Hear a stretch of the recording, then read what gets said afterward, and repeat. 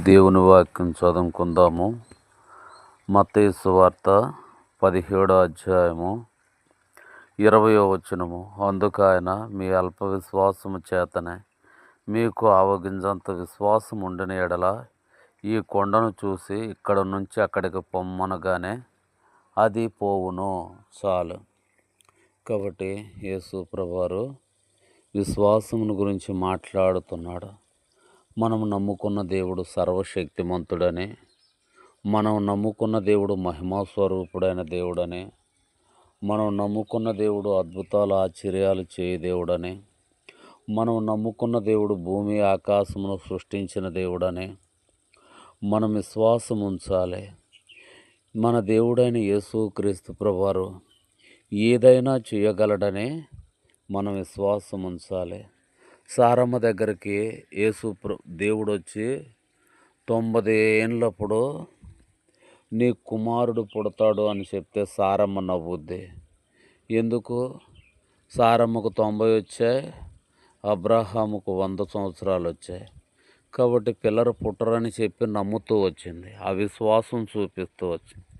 కానీ దేవుడు వారి విశ్వాసాన్ని బలపరచుటకు 100 సంవత్సరాలకి పిల్లలు ఇస్తూ వచ్చాడు. దేవుడు మన జీవితంలో సమస్త మేలులు చేయగలడు. మన జీవితంలో ఎల్లప్పుడూ మేలు చేసుటకు ఆయన శక్తిమంతుడు.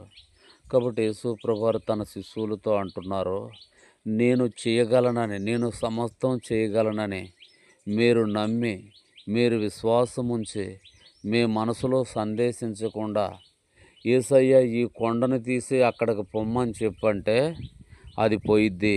మీకు అసాధ్యం అనేది ఏది ఉండదు అని ప్రభువు చెప్తున్నాడు. కాబట్టి మన జీవితంలో మనము దేవుణ్ణి ప్రతి విషయంలో నమ్మాలి.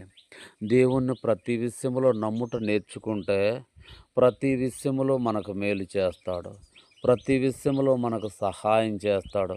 అది కఠిన పరిస్థితి అయినా కూడా, అది ఇబ్బందికరమైనటువంటి సంఘటనలైనా కూడా, అవి ఎంతో శక్తివంతమైనటువంటి శోధనలైనా కూడా మన పక్షంగా దేవుడు మేలు చేస్తాడు. మన దేవుడు అంత శక్తిమంతుడు.